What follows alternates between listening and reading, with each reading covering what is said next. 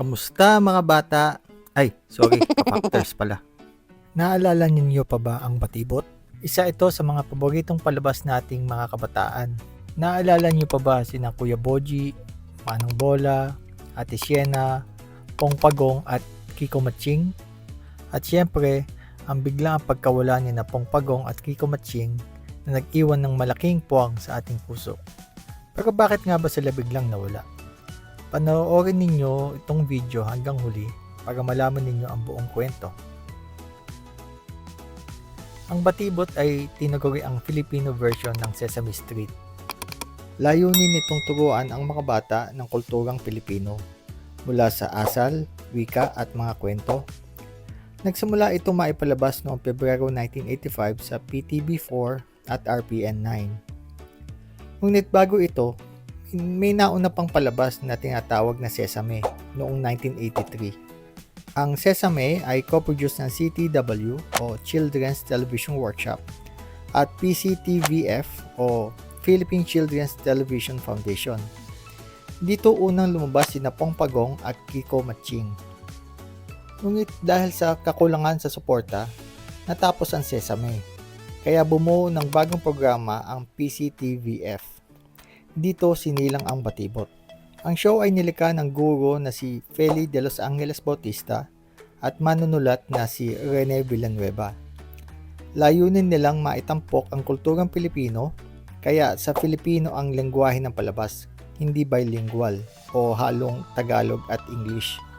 Mula 1985 hanggang 1991, ipinalabas ang Batibot sa RPN 9 at PTB4. Tuwing Miyerkules ng alas 10:30 ng umaga, naging parte na ng buhay natin itong programang ito. Ito yung feeling na parang may kulang sa linggo natin pag hindi natin ito napapanood. Mula 1991 naman hanggang 1994, lumipat ito sa ABS-CBN. Dito lalong lumawak ang manonood ng show dahil na rin sa lakas ng coverage ng istasyon. At sa paglipat ng show sa GMA7 mula 1995, nagkaroon ng maraming spin-off ang show.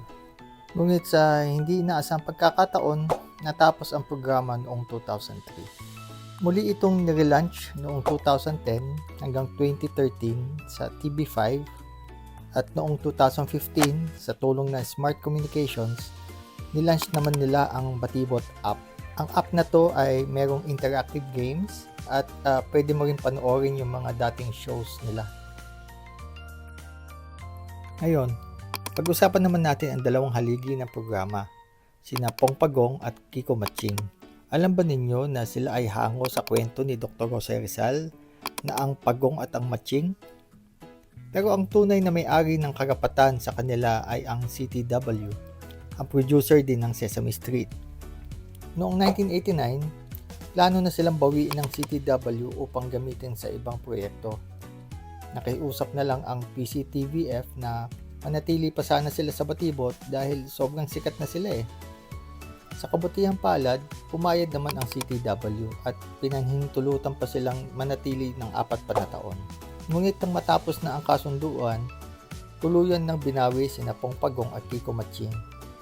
Malaking dagok ito sa programa pero hindi sila tumigil.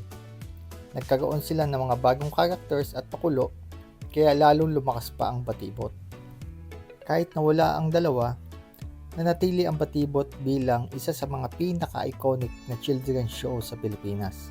Mula sa alpabetong Pilipino hanggang sa mga alamat at kwentong bayan, marami tayong natutunan tungkol sa ating kultura at pagkatao bilang Pilipino. At kahit iba na ang panahon natin ngayon, hindi mawawala ang mga aral at kasiyahan na iniwan ng Batibot.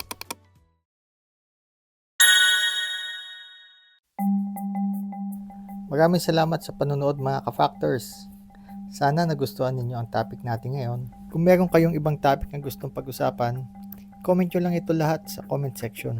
Huwag nyo rin sana kalimutan i-like and share ang video na ito. Sana din mag-subscribe kayo sa aking channel.